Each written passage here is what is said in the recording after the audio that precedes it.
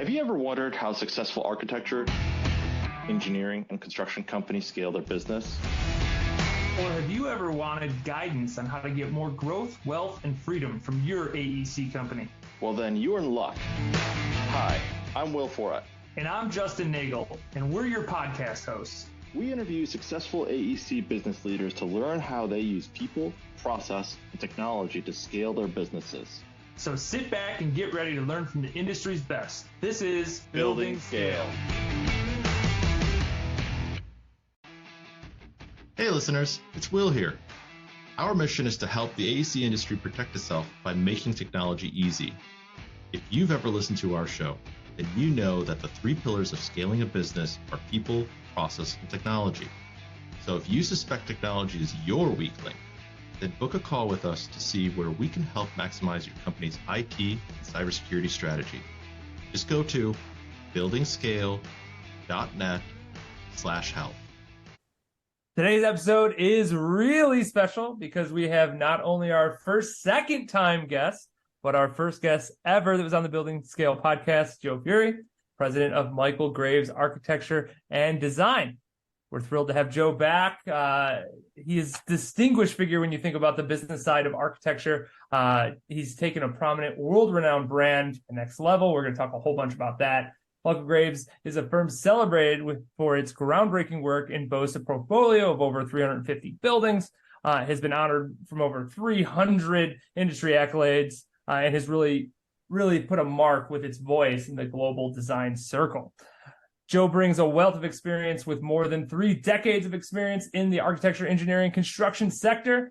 He's a maestro when it comes to steering business operations, mergers and acquisitions, as well as strategic and financial planning. His proficiency extends to succession planning and ensuring the longevity and continued innovation for the firm. It's an honor to have you back, Joe. So welcome to the show once again. Thank you. Thanks for having me. We should just end the podcast right there because I'm not sure I can top that introduction. I'll make sure I clip that, and then you can just send it to everybody in the firm and just say, "Hey, look what this is." Thanks for having me back. It feels like yesterday that we did that first recording, but it was 3 years ago? So we did it. We recorded it 2 years ago. It was released in the beginning of 21, but it was so 2020. Yeah, we recorded it. Wow. Wow, 3 years ago. Holy cow. That's crazy to think about.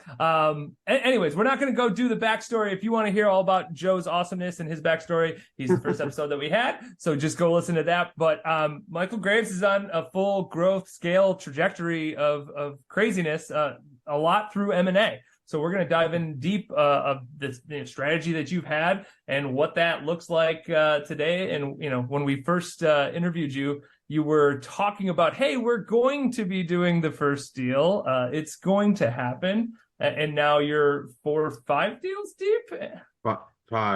Five deals deep, and and more to come. So let's just kick off the obvious. Why has this M&A strategy worked so well for you? Like, what? How do others copy the amazingness that you're doing, Joe? Well, like anything in design, or even, especially with what we're doing on the M&A side, it's about people, right? Getting the right people. Like leadership 101 is surround yourself with great people. And so if you go back to our early strategic plans and even the current one, it all started with a SWOT analysis of Michael Graves, and what we do well, what we don't do well, and find those pieces. It's great people, their partners, their employees, their clients, their portfolio. And because architects team all the time as well. And that was an observation for me early on. It's like we partner with all these other firms to do projects. What if it was all like one big company, right? It would be more valuable, bigger, if you're efficient, is healthier, it's more stable. So, the ingredients were all there, coupled with the industry being so highly fragmented. So it's all about people. And then it gets into the strategy. Why are we doing this? And then execution.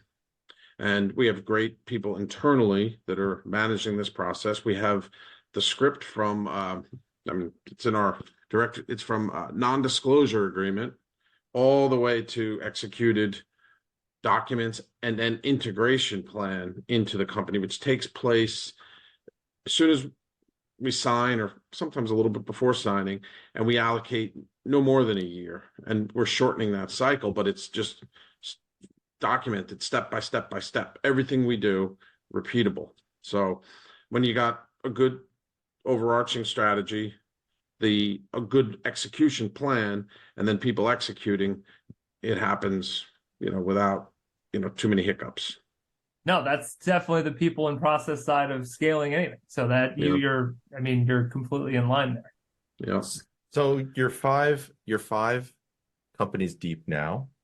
And when we heard this, even we were surprised, which says a lot around kind of the Michael Graves name.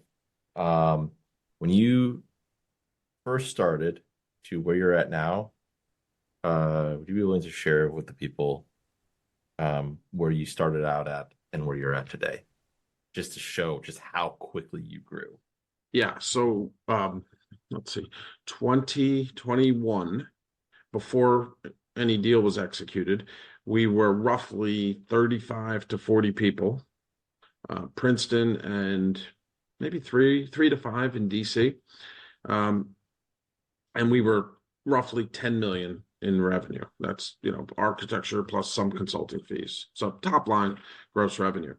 In 2022, we closed 2 deals and announced them in 2022, but deal 3 and deal 4 were inked pretty much. Like we were ready to go, and we were then going to drip feed the announcements.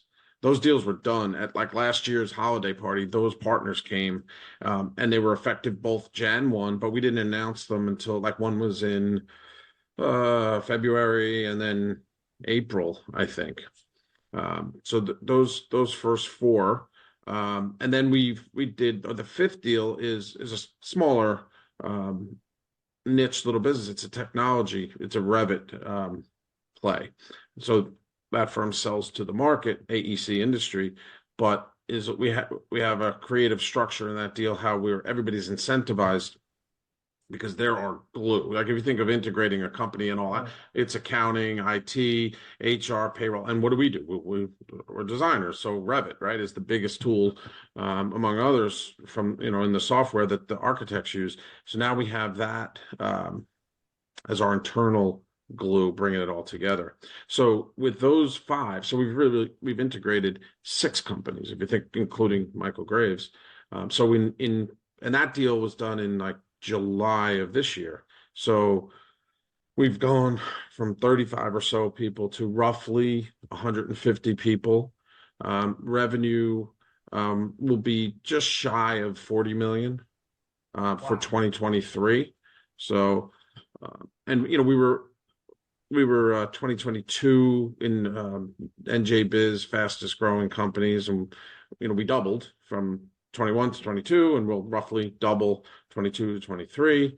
And again, it's like growing fast is risky. So do you not grow fast, or do you have a very thoughtful, methodical approach in not only integrating, but just in deal structure that mitigates that risk? And then that's, without getting into too many details there, that's how we get very comfortable, and our financing partners are comfortable with the way we structure these deals to keep, to help us, keep growing. So it's been super successful. I like to say, it's because of my genius, but the reality is, if it wasn't for the Michael Graves brand, it'd be a much harder, path to. We could have done it. We could, done what we did, but it's a better story, because that gets into why we are doing these acquisitions, but why do these companies want to become part of us, right? And we say the 1 + 1. When you have architects and you say 1 + 1 = 3, that's the would they laugh about it? Joe math, they'll call it, but that's the truth, right? Because as we integrate these companies, and I know that's a really important, we can go down that path a little bit, but the growth that's happening with, just say, acquisition number 2 and acquisition number 4, just talking and going after projects without, they obviously, we all keep each other in the loop, but they don't come to me and ask for permission to work with them. It's happening organically, on the sales side, which is well above my expectations at this stage in the game, that's happening. And it's great because you turn people loose, right? You give them some tools, give them a strategy, and their creative minds just get going, not only on the design, but some of them are really good business developers too, which, again, was one of our original weaknesses. We bring people in, and now they're selling for the whole, and everybody wins. It's a great structure. So you've essentially doubled up twice, so double trouble here. You've done that in 3 years, which is huge. For most companies, 20% a year in growth would be considered healthy, right? You've gone well above and beyond that. So one of the things I want to ask about is, when it comes to acquisitions, there's lots of different ways, what we call deal structure, right? There's lots of different ways. And when you say acquire, you're not actually necessarily talking about acquiring 100% of the company, right? Which is where this gets really interesting. A lot of people don't understand this. So why don't you share a little bit about how you guys do it and why you guys do it in the way that you do it? I think it's super interesting the way you guys do it. Sure.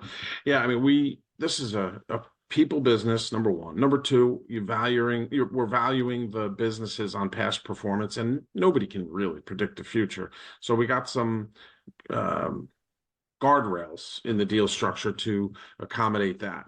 But we will take 51% at a minimum. On some, we went up to 70%, but I think the sweet spot is 51 to 60% that we take. And it's because we want the shareholders in the acquired, our new partners, because that's what they are. We want those new partners to have skin in the game, and we don't want firms where, the owner wants to go retire in a year. This is, the first part of the deal that we do, like that. There's money exchanged, and it's for fair value, and it's all good, but the value gets created, as we grow together in the future. And we're, after 2 years now of, five acquisitions and integrations, it's literally, the ink is dry on the deal, and that retained equity that they hold, whatever amount it is, worth 2-3 times on paper what it is at closing, because as we build and grow, the value of the whole grows. And we have a structure that they get, their equity grows based on sort of 2 components. One is we used to say business unit, and we're changing our terms on that to their studio. That profit level that they generate that contributes to the whole is based on theirs, right? So if they double their profit production, everything else being equal, their value in the entity doubles. But then as we build this company and integrate it and scale it, and at some point in the future, if we were to sell or exchange some equity, that multiple that we sell at is going up and up and up as we do all of those good things. Everybody that comes in gets that same multiple, whether they grew or not in their own profit. Everybody gets the multiple, and that's how they're like tied to the Michael Graves brand. They don't own stock in Michael Graves proper. Right now, we keep all of the entities intact. Eventually, there's a strategy for the future of consolidating that, but the going in assumption or goal or guide on this is we're not going to like break everything day one and start making administrative types of changes that slow down getting your revenue, delivering projects to clients, keeping clients happy and everything. So we don't break or change too much of that. It's a slow thing. And they keep their same tax ID number, and we'll do a slight legal entity name change to it. So it's a Michael Graves company and all that. So that's the value creation. And we'll get a new valuation done at the end of this year. Hopefully we're closed in mid-January, and we get that back quickly. We expect it to go up a lot. And that's the proof in the pudding, right? Here it is on paper. It's not just us talking about it. So we're seeing it come to life, and it's great. I think that's something that not everybody, not all business owners have a grasp of like having 100% of, say, a $2 million business in comparison to like selling half of that or selling X amount of that to a bigger entity. That value just goes up. Like it's just like once, I think you've said, once the ink's dry, you now have more money, on paper, theoretically. Right. And it happens literally that fast because when you are putting everything together, it's just worth more to, people that are looking at buying the giant businesses. Even if you're not wanting to sell, like your valuation just goes through the roof. And every time that you add more, it just keeps going up. So no, it makes tons of sense. And that's just like, and a lot of the architects are, oh, that's great, great. But then there's, what does it mean to me, them, the architects, day to day? Well, now, our marketing team, really helps some of the newer studios coming in with the lift, in the proposal, not only how it reads and looks, but just the strategy, on the proposals. So we've helped remarkably that. Some of these studios came to us with marketing and accounting people, others with nothing, where the PGN acquisition in Washington, D.C. So Jeff and Sean were doing billing and payroll. Like they were doing everything. They had no administrative support in-house. So just taking that away from them, they don't want to do it. They're not good at it. And you take it away from them, and it turns those guys loose to start becoming even better business developers and designers. And the work, they can touch more projects. And it's just been, amazing to see, and you put all these people together. We have a Wednesday morning half-hour call with the leaders, and all just like leads and needs. Let's just quick, get everybody talking, who can help who on everything. It's anywhere from 15, 18 people on the call, 12 some days, but just watching everybody work together and collaborate like they've known each other for 50 years. And it's just amazing. And it all goes back to, and I'm always reflecting on everything we do and what can we do differently or better. It always comes back to, you get the right people, they're going to solve problems, right? The design may be different, philosophies may be different on certain things, but you put the right people in the room together, and or the virtual room, and amazing things happen. So obviously people, companies are made of people. That's effectively how they are. What's an attractive company, or attractive people that you want to bring into this ecosystem? When you are looking at the thousands of architecture firms that are out there and saying, like, who would be a great fit for the Michael Graves experience or Michael Graves brand? Like, what are those identifiers? How are you filtering those out? Like, what does that look like when you're looking at, obviously a lot of options? Yeah. So a number of things. First is, and this takes the longest time to get to know you, period. Yeah. Do we like each other? Do we want to work together? Because somewhere along the way, something bad is going to happen, right? And knock on wood, we're getting through things well.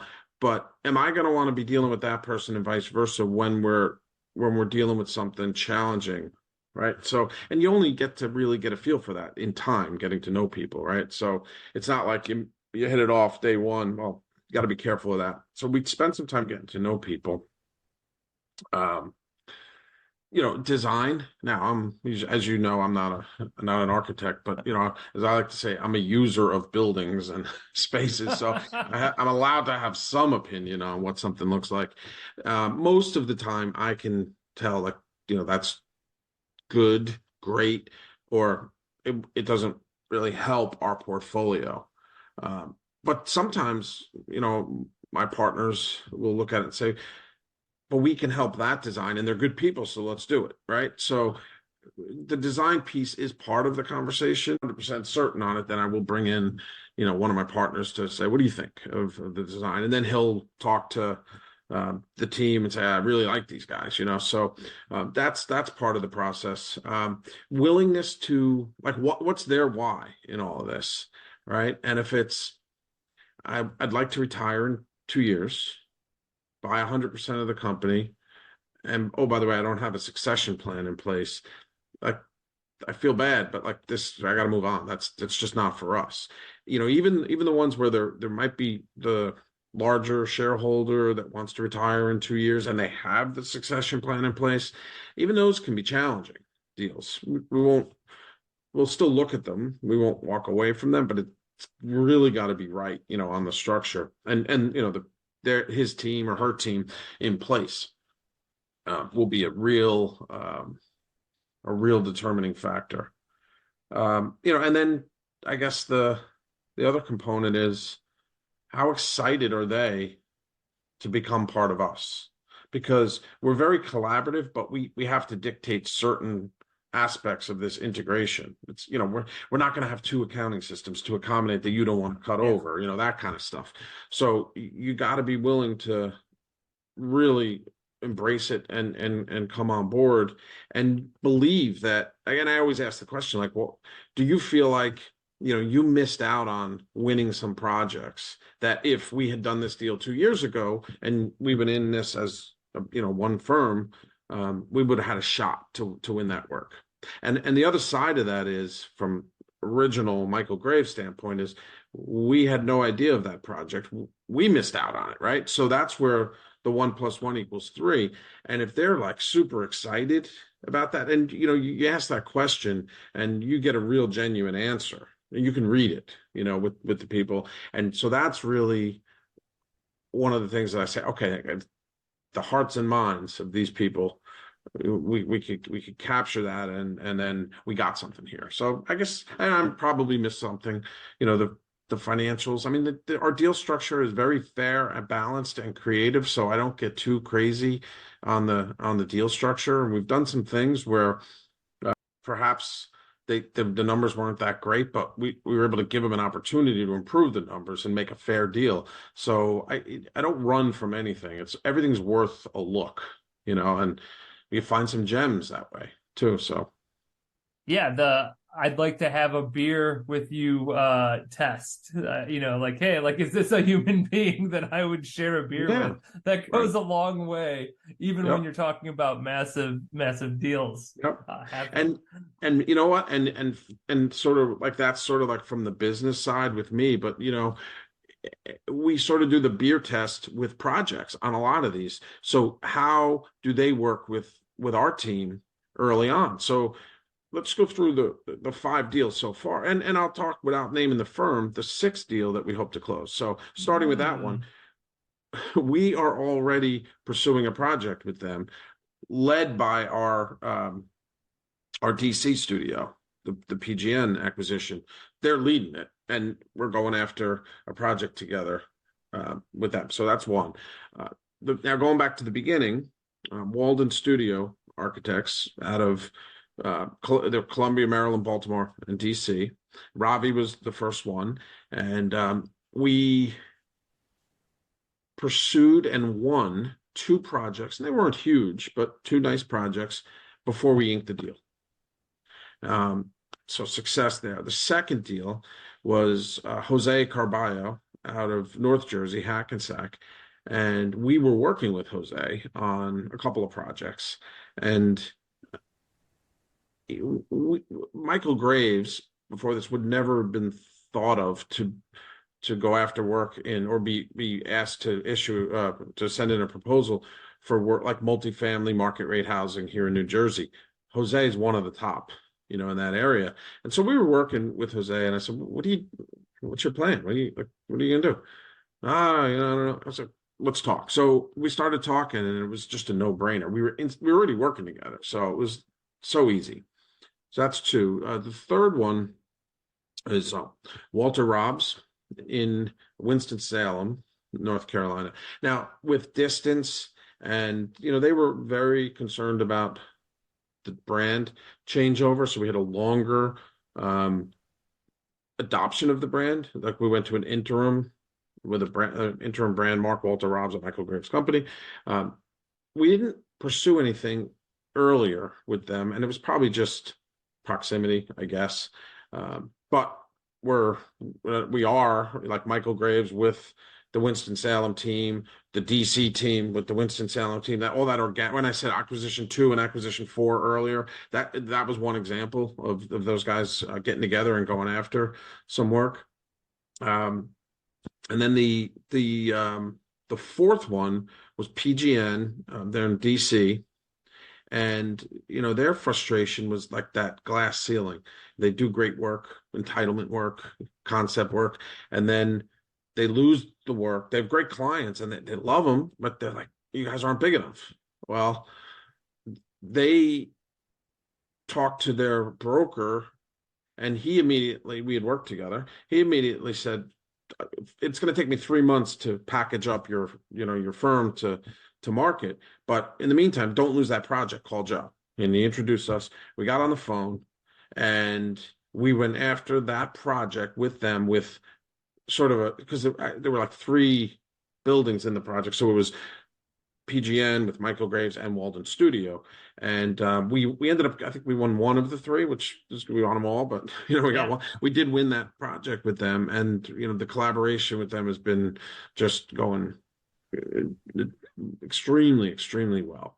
And then the 5th deal is Parallax, which is we were a client of theirs, and younger guy, really bright guy, Aaron Mahler, and well known in the industry, and he serves the AEC community, with his consultancy. He's got content and models and libraries, but does also consultancy on the proper effective use of Revit. You use it right, and that's just super cool business. And so obviously we were working together because we were a client of his, but we brought him, I think they actually worked on a project, as sort of staff augmentation, if you will, like bringing that Revit expertise to a specific project, and that was before the deal as well. So it's like test driving in a way, and it's been great. No, that's we talk about how do you know a thing's going to be good after you choose to either work with somebody or a deal gets done. Like, how do you know that beforehand? Because it's like afterwards, like all the signs, but beforehand, How you do it. And a demo or a trial run is a good way to have that. Obviously, you have references and other pieces, but like having a demo, or again, you're like, let's try and see, how do we work together? That's really smart. And I don't think I've heard that happen. It's certainly not very much in regards to like, hey, we want to acquire you. Let's work together first, then we'll acquire you. Right. But and that gets to the industry. And the other thing I'll say real quick is the gut, right? If you got a bad gut feeling, you gotta just trust it. And we didn't bring anything in that we was bad. We've had a couple challenges just operationally on it. The first deal took the longest to integrate, Walden, because it was the first, and we had a strategy, a plan, but the first time you're doing the plan, it's like, all right, we have to address this, but we'll figure out specifically what we're going to do, and so there was a lot of that with Ravi and team in the first one, which was okay, right? But to say to the second, the third, the fourth, oh, we'll figure that out. No, like it was only that first one. We needed for the second one going forward a very, very clear and defined plan with no uncertainties. I like to compare mergers and acquisitions to surfing. You can read about it, you can do all the research about it, but until you've actually gone through an experience, you do not know how to surf. You do not know how to do M&A until you've done it, right? Yeah.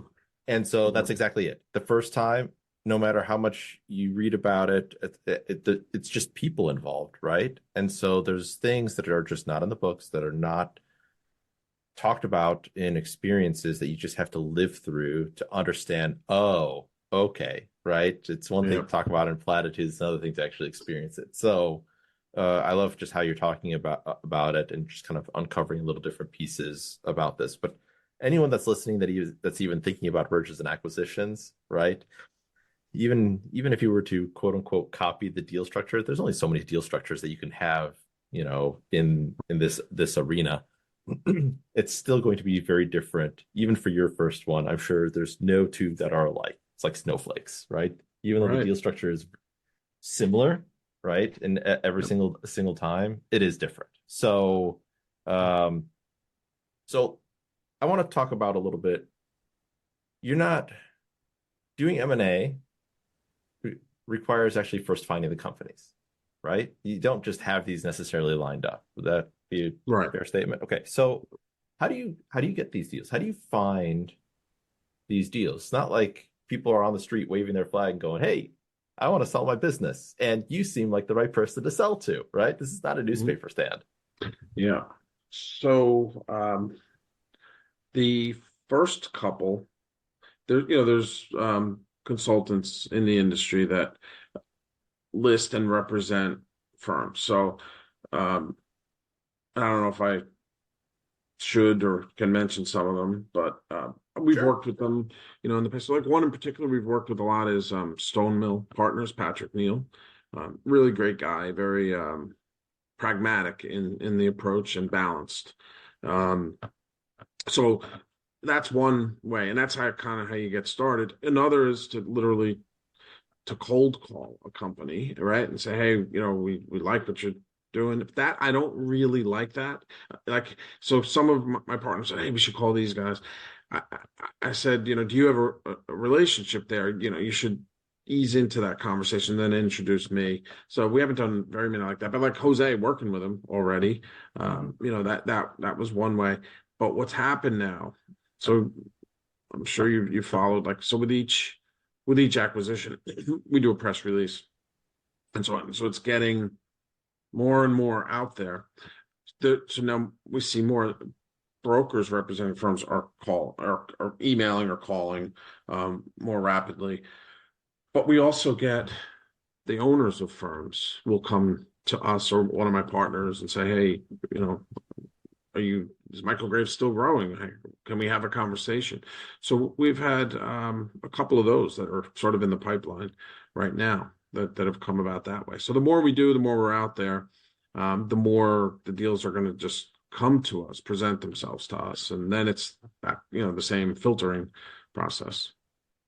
And what you go into the industry, like it's a fragmented industry, but not sure if you're not in the industry, people don't realize it's highly collaborative. The firms, architects partner all the time, right? And if you can partner on a project, you're very close to being able to be integrated into one company, right? So it's back to the people. So it's a unique little thing about the AE industry and that partnering. That could be a strategy. You could just have hey, let's go partner with as many architecture firms as possible, and then things will shake out our way in regards to the M&A group. We always have, doing work all over the world and around the country. For the most part, in our 60 years out of Princeton, partnered with local architects in whatever state or city we're working in, because you sort of need that, right? And then it gets to scale. If you don't have enough people, then you do partner. But you want that local presence and its relationships. So that's always been there. I think we say it's been roughly over the 60 years, like 75% of our projects have been in collaboration with another architect or interior designer. Throughout. And then the firms we've brought in, two of them in particular do a lot of teaming, because the big firms will want to get into a state and know they're going to call that local firm that's been there forever for the same reason, like we did. So, and we don't cut those relationships off. So, our North Carolina group, our Maryland group, they partner still with big name, very good firms. And we don't, there was a little concern. I said, you go partner with them. That's fine. We're not going to step in and step on their toes on design. Like we may be doing, the CDs, right? In that example, our firm might be, the architect of record or the local architect for another design firm. And that's great. It's just another project. It's another collaboration. There's no reason, in my opinion, to not do it. Yeah. That actually brings up the location, right? So it seems very East Coast at the moment in regards to physical location. Yeah. Are there thoughts of future acquisitions maybe being further west? Like Arizona is a great place, Joe. You can do strategic planning out here. It's amazing. Trust me. January in Arizona, it's not a bad place to be. Yeah, I love warm weather. It's really interesting that we are sort of working down the East Coast. It's not by design. It's just the way it's shaken out. And we are interested in growing, to have a national footprint. Well, you can't be national without being in Chicago. That's all I'm going to say. Okay. All right. Well, we are very, very, very early. Like one conversation, we were introduced to a firm that has California and Chicago presence. So it's funny you say that. Very cool guys, and but it's the first conversation. Seemed to go well. We're going to keep it going, and we'll see where it goes. Okay. That's one of the 6 or so that we have in the pipeline at the moment. That's cool. It's obviously we work in the world's a little bit different than it was 20 years ago in regards to working more remotely or more other places. And obviously collaboration was already being done in the industry. So it's not like you're a brick and mortar where it's like, I gotta be in every state. Like I can't not operate this way. So That makes sense. So why don't you talk to us a little bit about brokers? You kind of mentioned it. Do brokers help in the process, or do they hinder the process, or does it depend on the broker? Can you talk a little bit about that? Yes and yes. A good broker can facilitate the process. Like Patrick Neal, for one. We closed one deal with Generational Equity. They do every kind of business, so they're not really specialists in AE like Patrick is, AE focused. But the guy, it was our North Carolina deal. He was a good, reasonable person and understood the dynamics of the deal and did not hinder it. I've had 2 deals that we really liked this past 6 months, give or take, and those deals were really killed by the broker. Oof, they just were not interested in one. I don't think was interested in really getting a deal done. The other was trying to really make a lot of rain for himself and make the deal didn't work, with what he was asking for. So yeah, they can get in the way. The good ones, they'll tee it up, and then they sit because they understand that if we do this deal, I'm talking to my partner, my business partner going forward. So they step back and let that conversation happen organically, because we got to get to know each other, and we got to believe that we can work together through the worst of situations. The good times are easy. Can we work together in the tough times? And the only way to really get to that is just talking and work on a project together early and go through this whole process. So they are a very important piece to this process. And if they're not the right person, it can get away. There's one I'm not going to mention the name, but I will. If a deal came in front of me with this firm as the broker, I won't even entertain the conversation. Wow. That's not a good experience. Yeah. That's a statement right there. So what I'm hearing, okay, and correct me if I'm wrong, is bad brokers, they will block communication or block maybe direct communication. Would that be Yep. fair to say? Okay, so they Some, block, yep. and then they may charge a lot more over market rate, whatever that looks like. Yeah. So then on the flip side, so good brokers, they don't put up barriers in terms of allowing you to converse directly with what are your potential new partners, right? Mm-hmm. What do good brokers understand that bad ones don't? They understand that one, it's a people business. Two, that I like to say if if we were doing 100% deal, like we're buying air, we don't know what the next 5 years in your P&L is going to look like, right? And so a good broker is going to explain to them what their real enterprise value is. It's not, you're say it's really 2 million. It's not a 4 million, 5 million, $6 million business. But there are some brokers that'll tell people that, right? Because they want to get the listing, right? So a good representative is going to be honest with them up front as to what the real value is, but also then understand what we're trying to do and be able to communicate to them, because it's hard.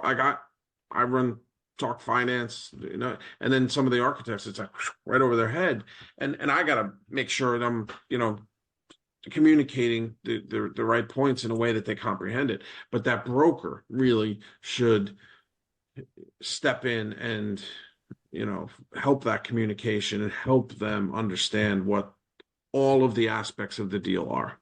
Right? There's let me give you an example.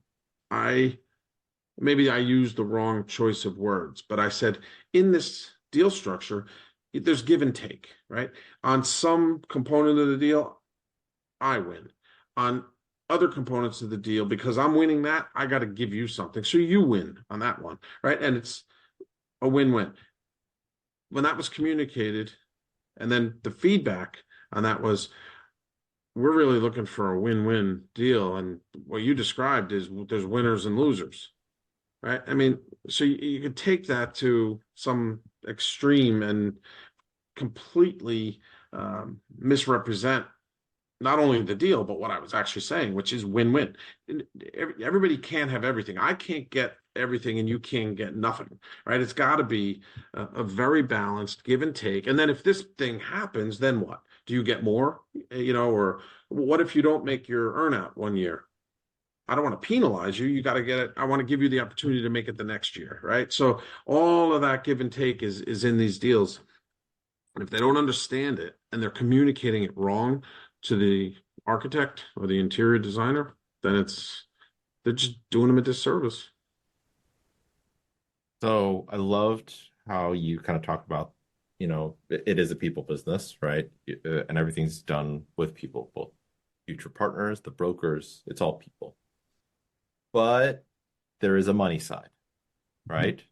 For some, this is an eventual exit plan. For others, this is legacy, right? Yep. So the money side, how are you financing this? Because you were a $10 million company and you are now basically quadruple that. Yep. Right? So, yep. So we're blessed right now to have my banker. We shopped this. We tried to find I call it a financial partner. They're our bank, but the person who is my relationship there just did an amazing job of helping me structure things so that the bank was comfortable coming back to me in the early process. So there were deals that got very close and didn't close before we did the first one. So 2020 into 2021, we had some real near closures, but they didn't happen. And in that process, Michael, our banker, was really instrumental with helping me refine our structure on these deals. So the first one that didn't happen looked similar, but there was a lot of big differences to how we did the first one, and then everything's modeled after the first one. So Columbia Bank is our bank, and Michael Fisher's our banker. He's great. He's done an amazing job for us, and yeah. And then of course there's an earnout component to it as well. But like I think we were saying earlier, now the equity that is as soon as that ink is dry, I mean our equity grows and the retained equity grows at a nice multiple just by sort of association. Joining forces, Wonder Twin power activate, bam, Yeah. Here we go. No, Yep. totally. Yep. More people parts are integrating, right? Integrating obviously the different design studios you're already partnering with them and like doing work with them, so that makes sense. But what about the functions that can kind of be overseen? You mentioned the marketing, like marketing. Hey, you can do this at the top level. Are you finding these people within the businesses that have been acquired? Are you going out and saying, hey, we need an amazing CFO, amazing CMO, or a whole department that looks like this? What does that look like when, not only integrating the accounting software and stuff like that, but like also integrating the departments effectively? Yep. So I don't know if I mentioned this in the first podcast, but before coming to Michael Graves, I worked for a massive IT services provider. A good chunk of that business where I worked was a labor arbitrage. So come join our company. You're sort of outsourced to us. We're going to sit you down with the team from India. You're going to knowledge transfer your work, and we're going to lay you off. And that was the business model. And I hated it. And so when we started this acquisition process, a lot of the lessons learned in that outsourcing world is what informed our plan and how we do this. It's very similar. But what I said was, I'm not underwriting this deal with any assumptions that we're laying off a finance person, an HR person, a marketing person to make the deal pencil.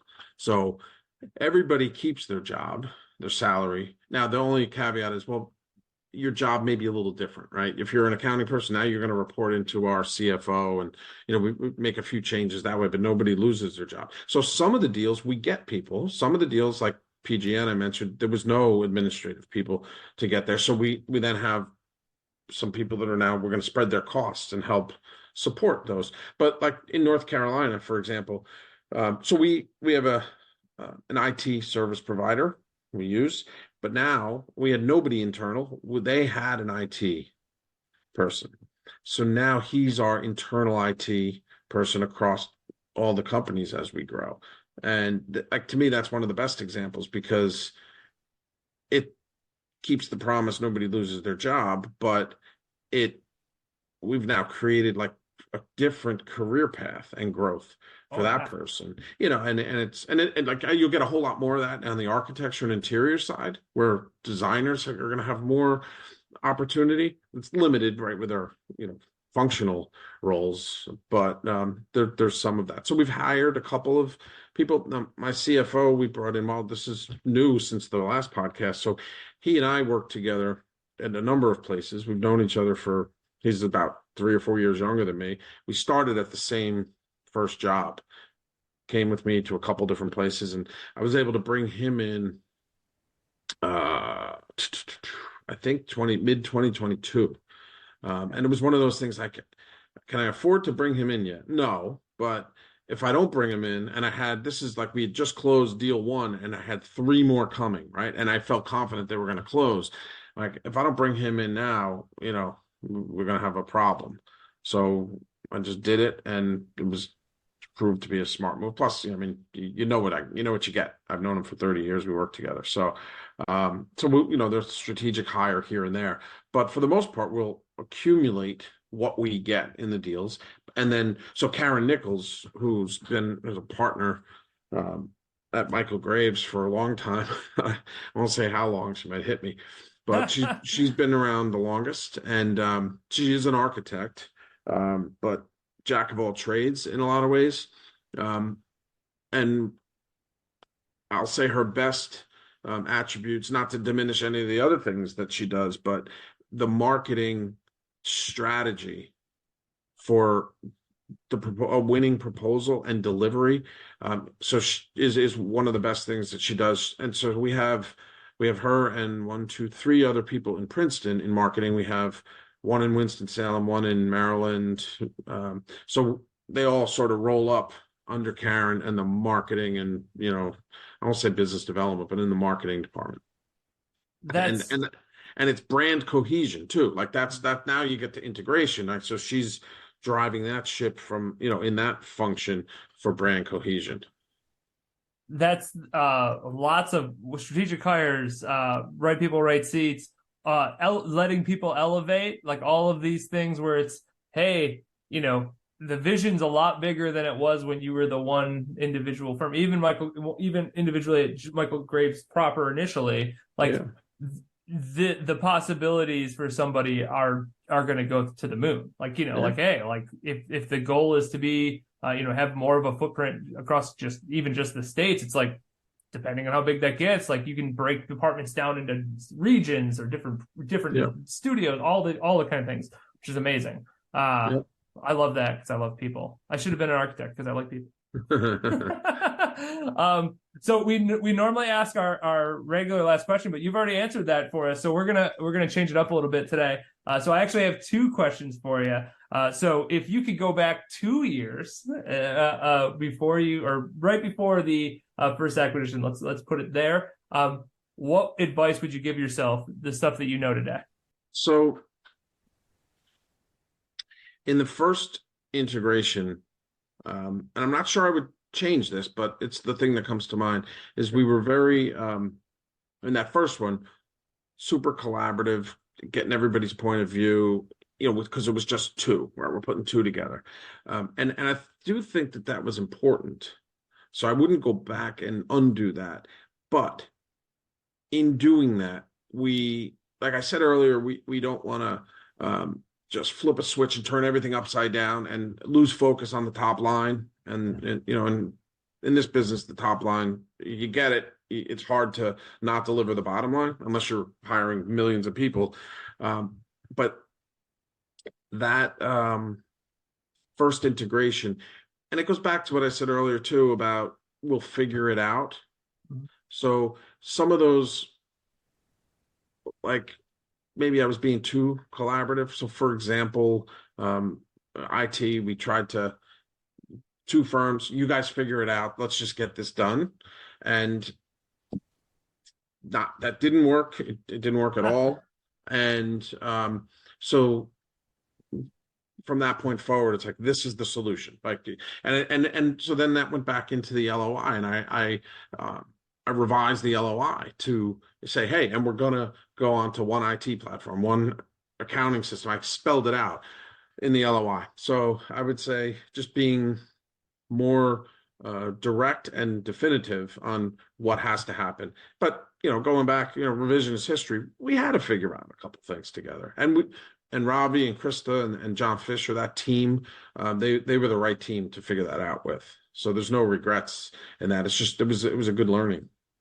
No, that's I always say anytime somebody's like, oh, what would you go back and change? I'm like, well, I wouldn't change anything because I got to this point because of all the things, right? Yeah. Like that's always it. But it's always good to have a little hindsight.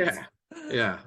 Well, and to that point, I can't tell you how many times a little thing comes up. Now that was sort of a bigger thing, but every time through this process, if there's a little nuance change for the better, I go back to the templates and change the LOI, change this, and make that change and bring it in for the next deal, so that we just keep getting. And in our LOIs, the other thing is just the deal structure too. Just thought about this is not having an LOI that's very vague, and then the devil's in the details later. And now you're already down a path of an LOI, and you're talking about things you never talked about when you're negotiating the deal.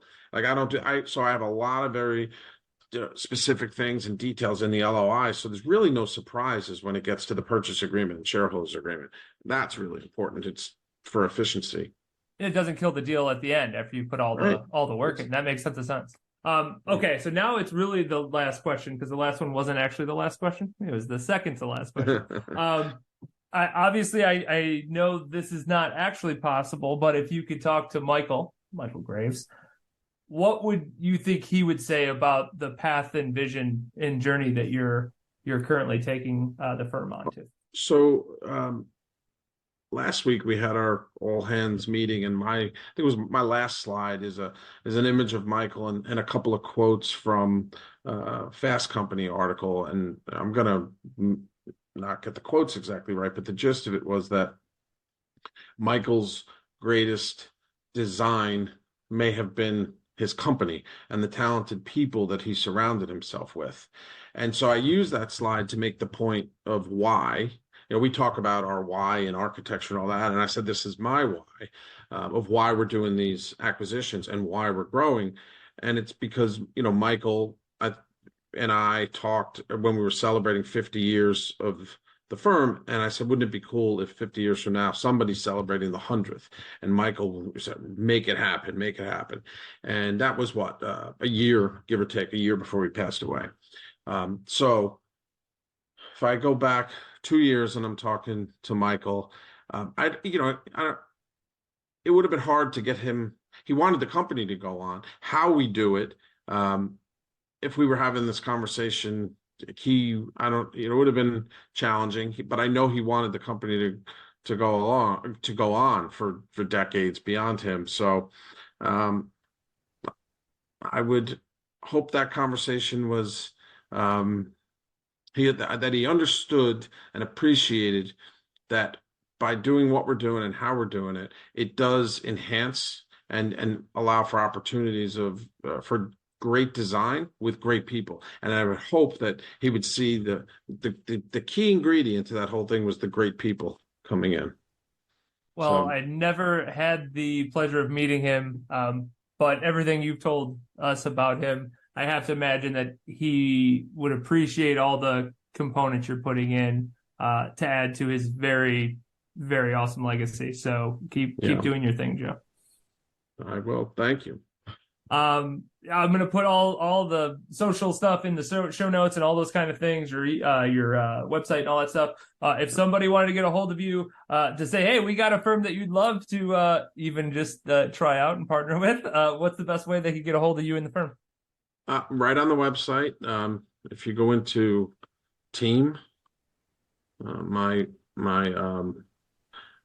mugshot pops right up and my email is right there. Right. I would definitely not say don't message me on LinkedIn because I get a million messages and I don't see them, but my email is there. So a direct email, and I generally try to respond to every email within a day.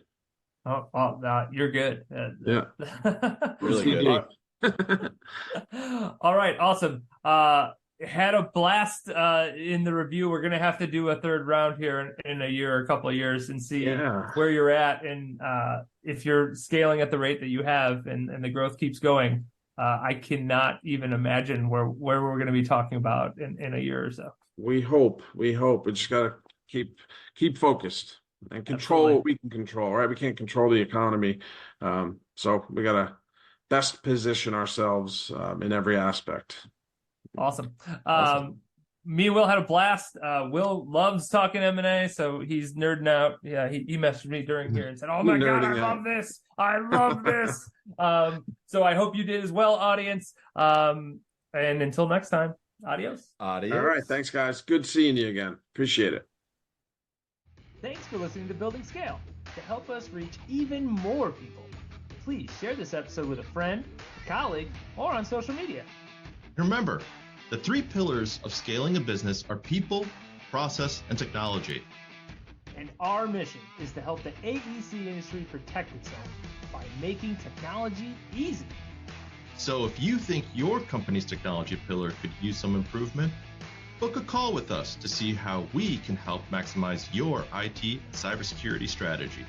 Just go to buildingscale.net/help. And until next time, keep building scale.